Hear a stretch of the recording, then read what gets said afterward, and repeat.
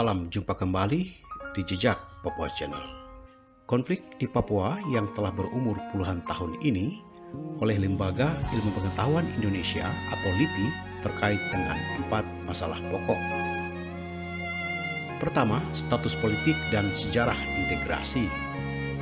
Kedua, kekerasan negara dan pelanggaran hak asasi manusia. Ketiga, kegagalan pembangunan. Dan yang keempat, terkait dengan masyarakat Papua yang masih termarginalisasi dan mengalami diskriminasi. Sahabat, terkait dengan 4 masalah pokok tersebut, berbagai kebijakan pembangunan telah dilakukan oleh pemerintah pusat, mulai dari otonomi khusus jilid pertama dan kini sudah memasuki otonomi khusus jilid kedua.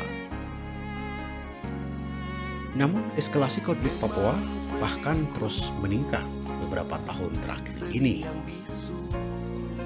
Konflik yang berkepanjangan ini telah menelan banyak korban, baik masyarakat sipil, TNI Polri, maupun Tentara Pembebasan Nasional Papua Barat, organisasi Papua Merdeka, yang oleh pemerintah Indonesia dinamai dengan kelompok kriminal bersenjata atau kelompok separatis teroris. Sahabat, banyak pihak termasuk LIPI dan LSM-LSM yang ada di Indonesia maupun LSM-LSM internasional telah merekomendasikan agar penyelesaian konflik Papua dilakukan dengan cara damai, yakni dialog yang bermartabat dan dimediasi oleh pihak ketiga yang netral. Sahabat, para gembala di Papua, baik para pastor dan pendeta, juga gelisah dengan kondisi yang ada. Berikut ini adalah kegelisahan dan seruan para pendeta dan pastor di tanah Papua.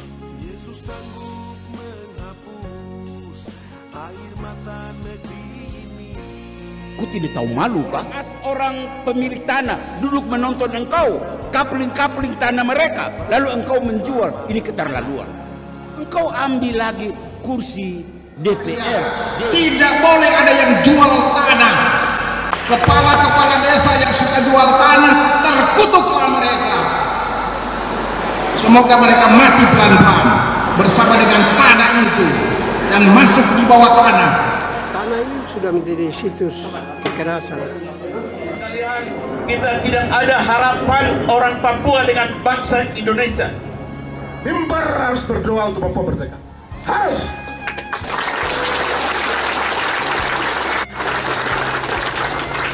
Karena di dalam gereja itu ada 2 manusia yang mendukung Indonesia dan yang mendukung Papua merdeka. Apa yang keinginan terdalam TPNOPM tidak dijawab, apa keinginan terdalam dari TNI Polri tidak terjawab. Duduk dong. Duduk. Seruan kami yang pertama ditujukan kepada kedua kubu yang tidak rahasia lagi hari ini, karena ada mutilasi, ada penyiksaan, ada pembunuhan, ada genosida, ada rasisme, ada fasisme, ada militerisme di tanah ini yang harus dikoreksi oleh gereja Tuhan. Kenapa gereja diam? Gereja membisu? Tidak boleh.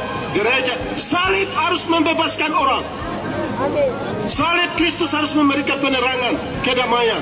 Jangan bicara manis-manis di sini sementara umat Tuhan dibantai seperti hewan dan binatang. Dari kepala burung ini, saya mau serukan beberapa catatan penting. Dan itu menjadi catatan sejarah. Semua orang dari Sorong sampai Merauke, jangan pernah lupa berdoa untuk Papua merdeka.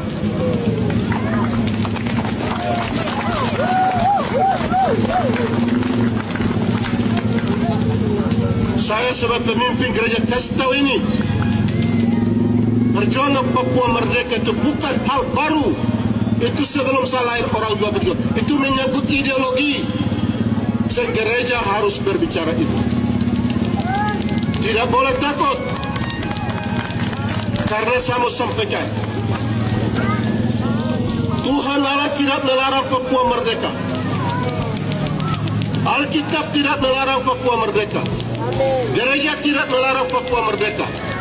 Yang dilarang oleh Tuhan, yang dilarang Alkitab, di dalam gereja jangan membunuh dan jangan mencuri. Kenapa Bapak tidak tanda tangan? Takut?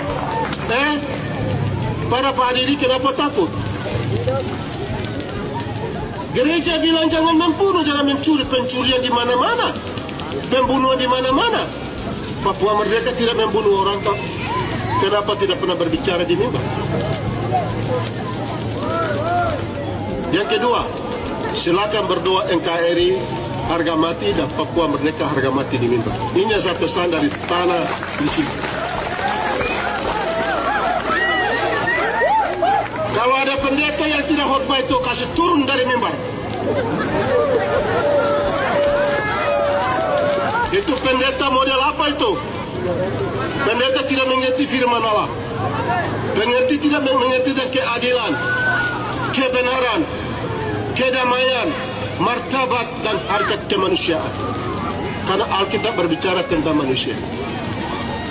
Masa manusia direndahkan martabat, harga diri atas nama NKRI, lalu manusia gereja dia tidak bisa dan tidak benar itu. Kita bilang Injil itu kekuatan Allah. Memang dari dulu sejak 5 Februari 1855. Injil yang membebaskan dan mendamaikan. Tapi persoalan hari ini adalah di tengah-tengah pemberitaan Injil yang sudah ada hampir 160 tahun itu, tapi orang Papua masih ditembak mati. Ya, orang Papua masih ditangkap. Orang Papua masih di apa? Tahu apa itu? Yang di Timika itu apa istilahnya? Orang Papua masih dimutilasi.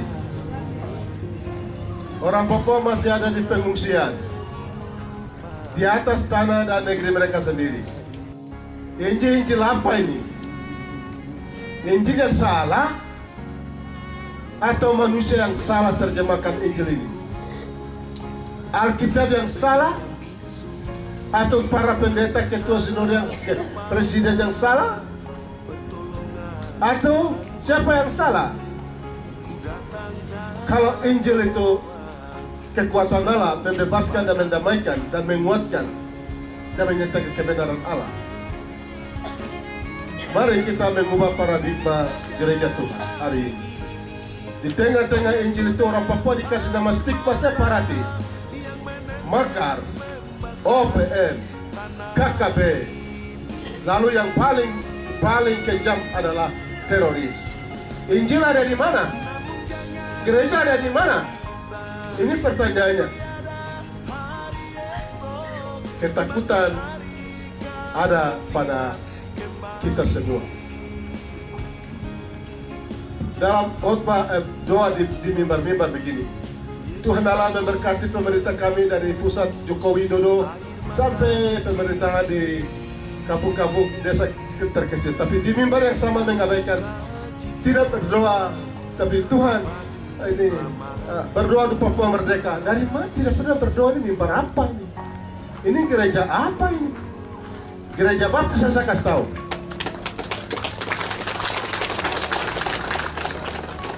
Gembala-gembala, orang Baptis, kamu dengar baik-baik ya? Saya terima kasih Pak Wapres tadi berdoa Papua Merdeka tadi ya, TPNPB ya. Mimbar harus berdoa untuk Papua Merdeka. Harus!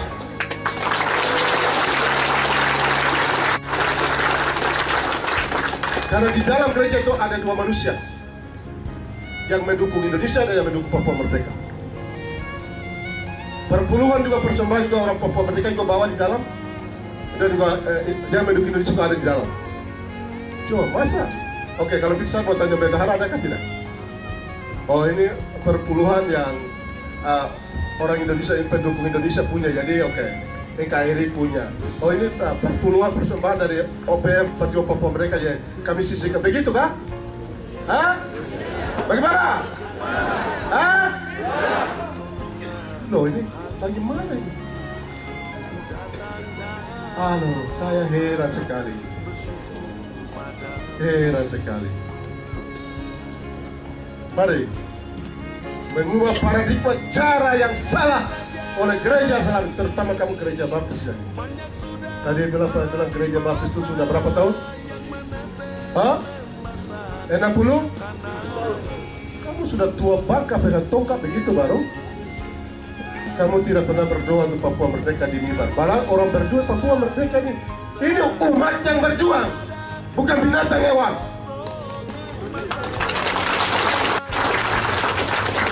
Dari lembah ini, lembah Hubula, saya nyatakan bahwa di mimbar harus berdoa. NKRI harga mati dan Papua merdeka juga harga mati. Berdoa mulai minggu depan. Besok berdoa. Ketua Senore GKI, Ketua Senore Kimi, Presiden Gidi, terus Ketua Klasis Balim, Ketua silakan berdoa besok Papua merdeka di mimbar dan NKRI di mimbar. Dua-dua, karena Jumat jemaat di bawah ada dua-dua, mereka dua-dua ada. Kami yang lebih diadili dan dihakimi oleh Allah karena kami tidak adil di mimbar. Aduh, saya juga tidak mengerti selama ini. Pendeta penakut semua. Gembala penakut semua.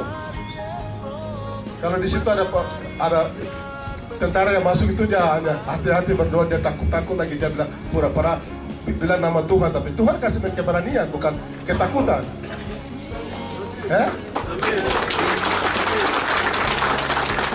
Tadi Pak Mahfud sudah kasih tahu saya, jadi saya akan pakai kopo kata-kata itu. Yang bicara bukan saya. Kan firman Tuhan tadi saya ada catat di sini. Saya sekali lagi sampaikan terima kasih Ketua Senore GKI, orang-orang GKI Tanah Papua yang merekomendasikan untuk Persekutuan Gereja Katolik Papua menjadi anggota PCC, Pacific Conference of Churches. Sehingga hari ini Gereja Baptis berdiri bersama-sama di 18 negara Pasifik. Gereja-gereja di 18 negara. Kami tidak sendirian berjuang, yang kamu selalu bilang itu sudah, saya tidak mau bilang. Tanah ini sudah menjadi situs kekerasan. Itu dikonstruksi, dikondisikan untuk Papua terus berdarah-darah. Satu. Dan dalam situasi itu, menurut kami ini harus kita periksa ini. Apa yang sedang terjadi? Ya, kenapa pembunuhan terus-menerus? Ya, kami kira itu pertama itu pada semacam ideologi pembangunan negara yang memang tidak berpihak ke orang Papua. Itu dia campur baur dengan rasisme. Jadi melihat orang Papua sebagai ya seperti di buku ini ya, seperti babi yang wajar dibunuh, bukan manusia. Dia seharusnya bersyukur kepada Indonesia untuk pembangunan yang dibikinnya. Dia paksakan, dia punya kebutuhan, dia punya proyek atas kita, dan saat kita lawan dia langsung serang. Ya, itu yang kita mau sampaikan bahwa ini tidak benar. Indonesia harus sadar diri juga. Semu juga kalau ini dia nanti dia lawan juga. Ya. Dan gerakan-gerakan Papua Merdeka, KNPB, ULMP ini semua reaksi terhadap negara Indonesia yang sudah mengkonstruksi, yang sudah merekayasa, sudah mengkondisikan supaya Papua ini menjadi lahan tempat kepala jenderal itu naik pangkat, cari uang, tempat penugasan, dan ini tidak boleh. Dan ini kami kira, kami coba nyatakan itu dengan surat-surat gembala ini. Itu yang pertama. Yang kedua, itu dari gereja sendiri. Dalam sejarah Papua itu, Badan Sending, Badan Pekabaran Injil, sekurang-kurangnya dua ya, yang pernah bekerja di tanah ini. Pertama yang mendirikan misi CMA, yang mendirikan gereja Kimi, gereja yang saya pimpin, dan Badan Sending yang mendirikan gereja GKI ini, semua sudah terlibat dalam sejarah mendukung Indonesia,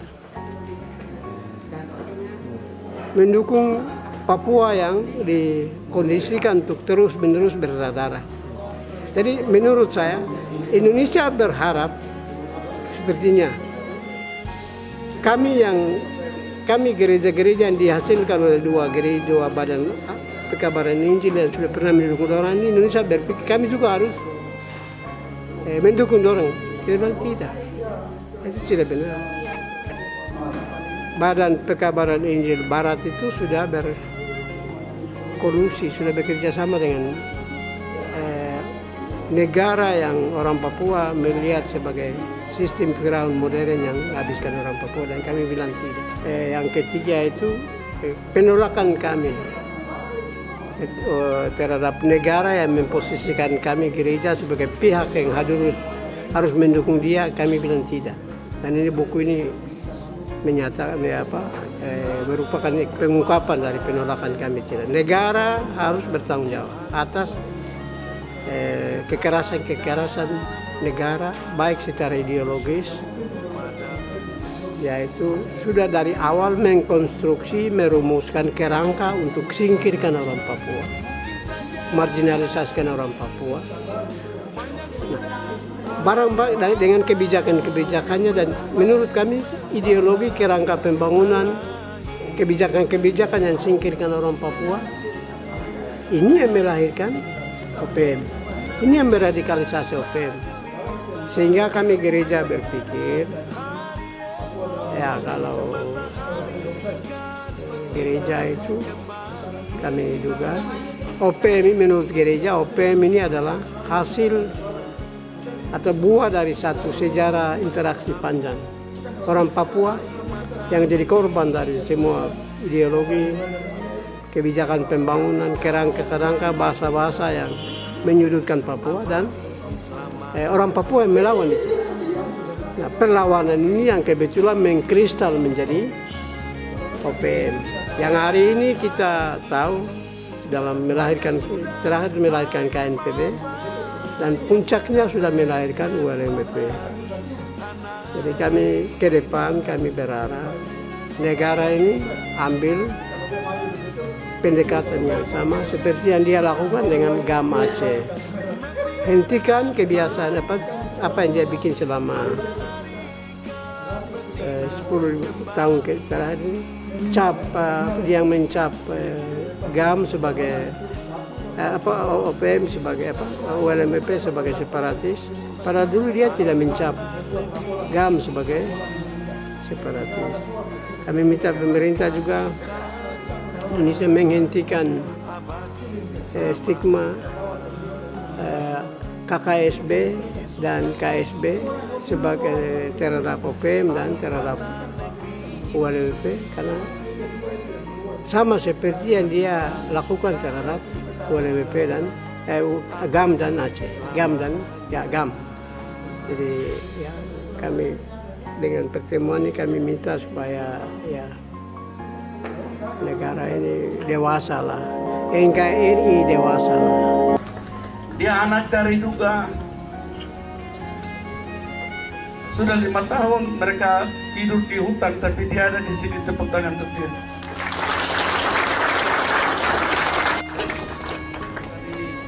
Hari ini saya mau menyampaikan suara Dewan Gereja Papua dalam Kongres yang ke-19 Gereja-Gereja Baptis West Papua.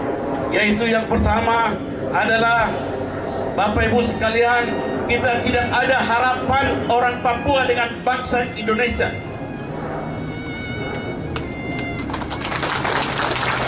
Kita tidak ada harapan hidup masa depan penuh dengan gelap, penuh dengan awan hitam. Sekali lagi, Dewan Gereja Papua bukan buta, Dewan Gereja Papua bukan tuli, Dewan Gereja Papua bukan bisu. Kami sedang mengikuti, membawa rakyat Papua hitam keriting yang Tuhan taruh di negeri ini. Membawa kita kemana?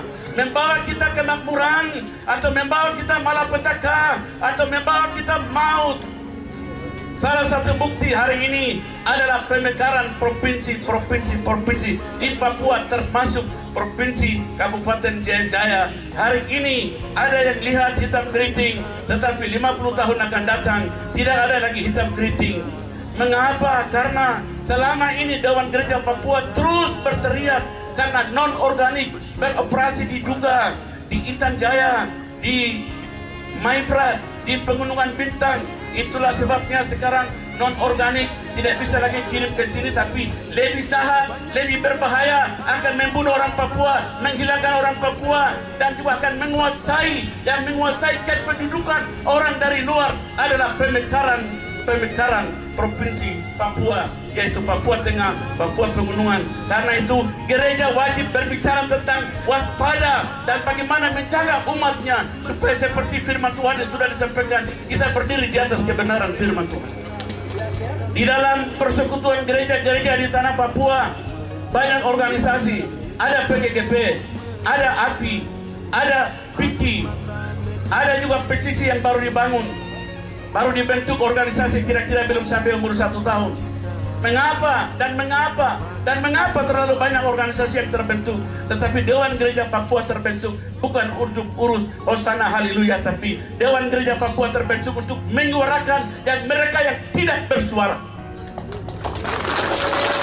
menyuarakan mereka yang tertindas, menyuarakan mereka yang penjara di tirai besi, menyuarakan mereka yang tinggal di hutan, menyuarakan mereka yang menderita di hutan, menyuarakan mereka yang melahirkan anak di hutan, menyuarakan mereka yang mati di hutan. Karena itu Dewan Gereja Papua berdiri di tanah ini untuk menyampaikan kebenaran, menyampaikan keadilan, dan menyampaikan kemanusiaan. Karena manusia hitam keriting Tuhan taruh di sini, ada maksud Tuhan di balik semua hal ini. Saya juga ingin menyapa saudara-saudara pendatang, umat masyarakat pendatang. Kita bersyukur kita ada di tanah ini dan diterima baik oleh Amungme, Kamoro, dan suku-suku kekerabatan. Kita sudah mencari hidup dan kita memperbaiki ekonomi kita. Ini luar biasa, hebat. Pesan pastor adalah ini: bolehkah kau jangan rakus? Kalau engkau mendapat tanah untuk membangun rumahmu, oke. Tetapi kalau engkau mendapat tanah, engkau kapling-kapling lalu menjual, ini rakus namanya, dan ini kematian rohani. Kau tidak tahu malu kah? Bahwa orang pemilik tanah duduk menonton engkau kapling-kapling tanah mereka, lalu engkau menjual, ini keterlaluan. Kau sudah ambil tanah mereka, oke lah untuk hidup, tidak soal. Orang Papua tidak mempersoalkan, silakan. Tapi sampai keterlaluan begini, menurut saya kok urat malu tidak ada. Sudah putus. Kau ambil pula selain dorang punya harta, tanah, engkau ambil lagi kursi DPRD yang sebetulnya orang Papua mewakili orang Papua, atau orang Papua mewakili kita yang datang. Engkau duduk dan mengganti mereka. Ini keterlaluan. Ini orang-orang yang punya urat malu itu tidak ada. Lingkungan dijaga, dan itu masa depan. Karena itu saya senang bahwa di sini umat Katolik sudah berteriak, tidak boleh ada yang jual tanah. Boleh sewa tapi jangan jual tanah. Kepala-kepala desa yang suka jual tanah, terkutuklah mereka. Semoga mereka mati pelan-pelan bersama dengan tanah itu dan masuk di bawah tanah, karena merusak masa depan anak cucu kita. Nah, saya dengar ada beberapa kepala desa Katolik juga nakal-nakal. Semoga mereka bertobat sebelum mati pelan-pelan. Kalau mati satu kali ya nggak apa-apa, mati pelan-pelan itu celaka juga. Kaki mulai bengkok, mata mulai juling. Jadi lihat-lihat kepala desa yang mulai juling, berarti mereka mulai mati pelan-pelan. Jual-jual tanah dan sebagainya. Karena apa? Lingkungan harus dijaga. Kenapa sekarang air mulai kurang musim panas? Karena hutan dihancurkan. Hutan dihancurkan. Yang korban siapa? Kita semua mati, tidak ada air. Karena itu betapa penting menjaga lingkungan. Kita tanam pohon di mana-mana supaya sejuk. Jadi ini sudah saya perjuangkan selama 25 tahun semuanya. Yang mau saya katakan adalah ini. Mengapa sampai TPN, OPM melakukan tindakan-tindakan yang katakanlah keras, kasar? Orang punya akal sehat akan bertanya, mereka bukan orang bodoh, mereka ada sebab. Sebab itu yang harus dijawab. TNI Polri juga melakukan kegiatannya. Mereka itu melakukan tugas negara. Dan kita tahu kan, ada instruksi jelas. Mengapa sampai mereka melakukan tembak-menembak itu? Juga ada alasannya. Dan kita harus memahami mengapa mereka melakukan itu. Itu sebabnya Ketua Kondios atas nama kami semua di ujung seruan tadi berkata, mari duduk berdialog, bicara. Dan saya mengamati selama ini yang namanya dialog hampir tidak ada. Dan selama dialog tidak ada, pasti besok, minggu depan, bulan depan akan terjadi lagi. Karena hasrat tidak pernah terjawab. Apa yang keinginan terdalam TPN OPM tidak dijawab, apa keinginan terdalam dari TNI Polri tidak terjawab. Duduk dong, duduk bersama dan bicara. Ada pertanyaan yang sedikit mengganggu. Kenapa ya? Kenapa para pihak tidak mau duduk untuk berdialog?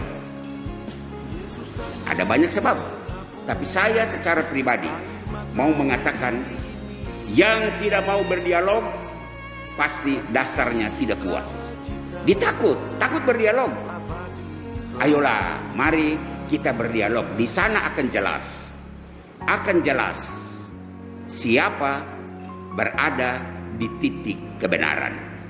Itu saja sebagai imam senior saya tambahkan apa yang menjadi aspirasi kami para imam projo Keuskupan Timika.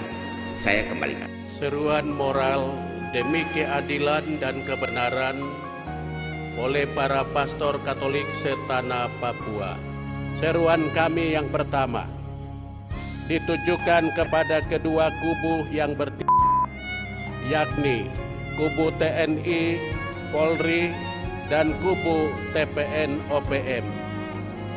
Kami memohon agar kedua belah pihak yang adalah manusia bermartabat segera hentikan dan membuka ruang hati untuk berunding dalam dialog bermartabat yang dapat dimediasi oleh negara atau kelompok netral dan independen. Sebab tidak pernah akan menyelesaikan permasalahan di tanah Papua, malahan akan menambah sejuta kesengsaraan dan masalah baru. Akan melahirkan dendam dan baru yang kehidupan. Sadarlah bahwa keselamatan nyawa manusia tidak berada di ujung. Seruan kami yang kedua ditujukan kepada Bapak Presiden Republik Indonesia sebagai Panglima tertinggi, supaya segera menggelar pertemuan dengan Kapolri dan Panglima TNI untuk mengevaluasi dampak dari penambahan pasukan ke tanah Papua dan secepatnya menarik kembali semua pasukan non-organik gabungan TNI Polri dari seluruh tanah Papua. Seruan kami yang ketiga ditujukan kepada Majelis Rakyat Papua dan DPRP Papua Barat supaya segera menetapkan regulasi-regulasi yang lebih memihak kepada orang asli Papua. Menurut kami, perumusan regulasi-regulasi yang kontekstual dan bernilai keberpihakan adalah langkah yang sangat bermartabat dalam menghargai dan menyelamatkan orang asli Papua yang sedang menuju ke ambang kepunahan.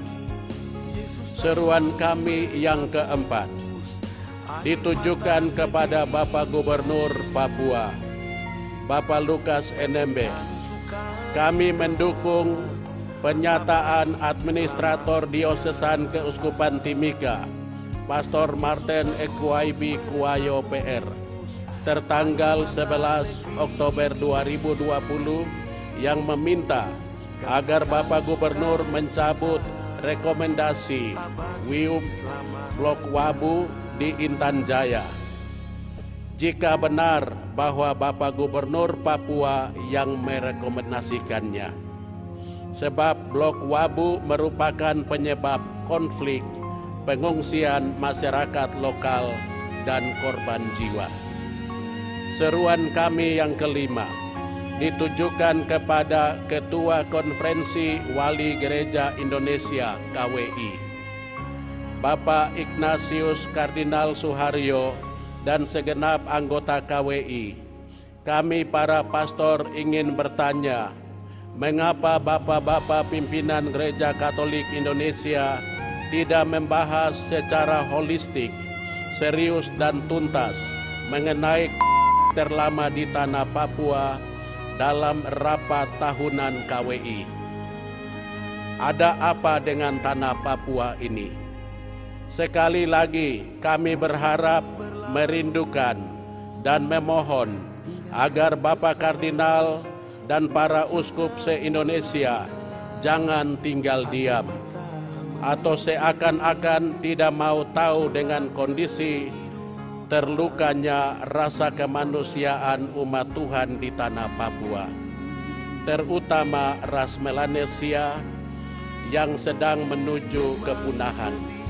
Kami merasa heran dan sekaligus tersisih karena mendengar bahwa KWI begitu cepat menyatakan sikap dan ungkapan duka cita terhadap peristiwa yang terjadi di Lewonu, Lembantonggao, Palopo, Kabupaten Sigi, Sulawesi Tengah, dengan duka dan kecemasan serta manusia Papua terasa luput dari perhatian, perlindungan, dan bela rasa KWI.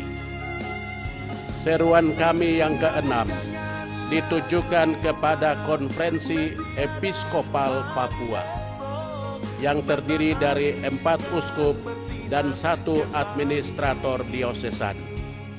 Juga sekaligus kepada para pimpinan ordo dan tarekat yang berkarya di seluruh tanah Papua.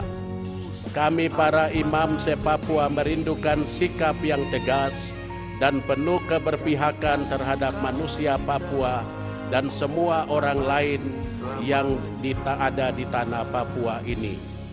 Mereka yang dan yang sedang terluka nuraninya.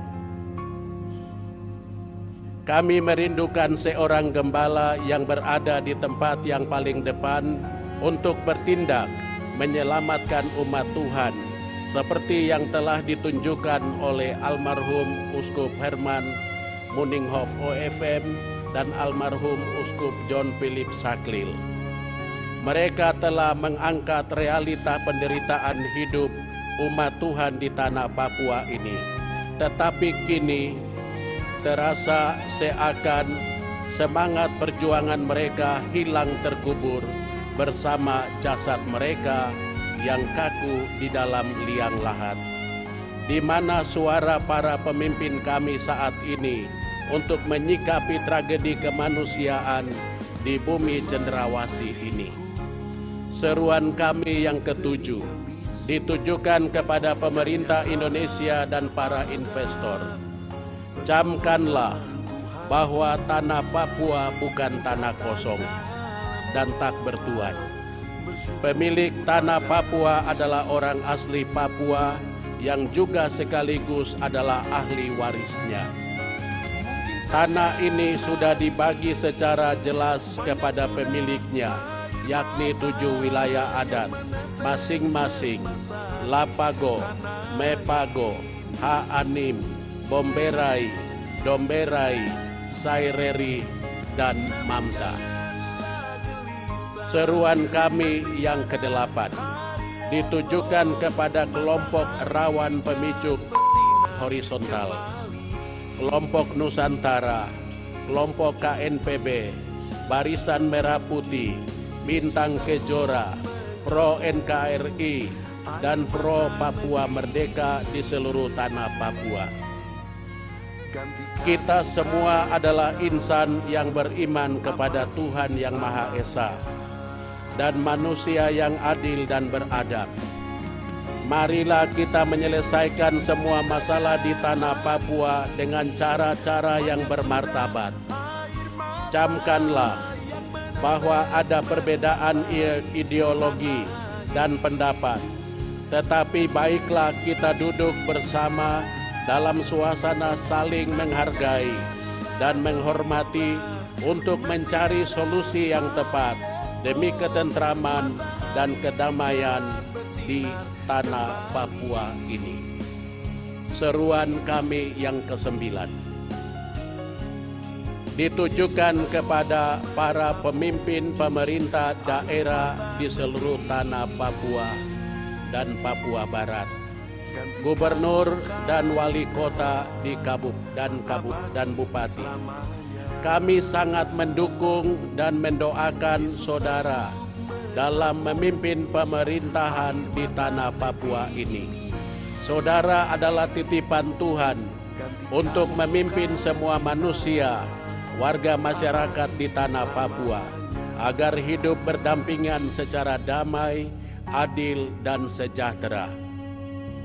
Lihatlah dengan mata iman semua realita di atas tanah ini.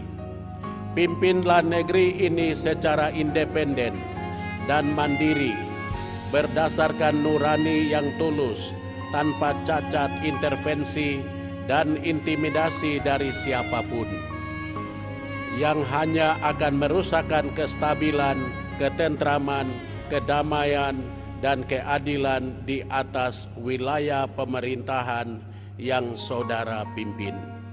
Seruan kami yang terakhir, yang ke-10, ditujukan kepada para pengambil kebijakan migrasi.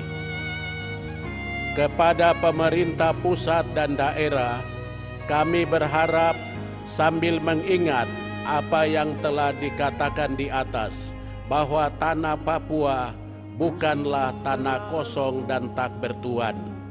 Karena itu, mesti ada kebijakan yang jelas mengenai migrasi.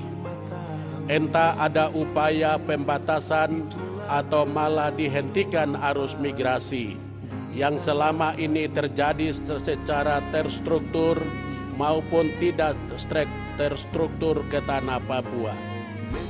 Upaya ini harus dibuat untuk mengantisipasi supaya tidak terjadi relasi yang semakin renggang dan tegang antara pendatang dan orang asli Papua, sekaligus meminimalisir gesekan-gesekan sosial yang berakibat pada tertekan dan tersingkirnya orang asli Papua di atas tanah leluhurnya sendiri.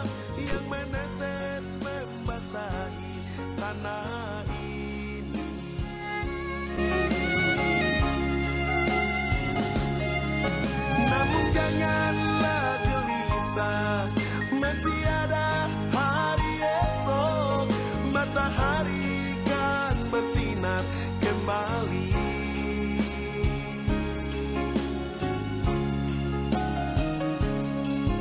Yesus sanggup menghapus air mata negeri ini, gantikan sukacita abadi selamanya.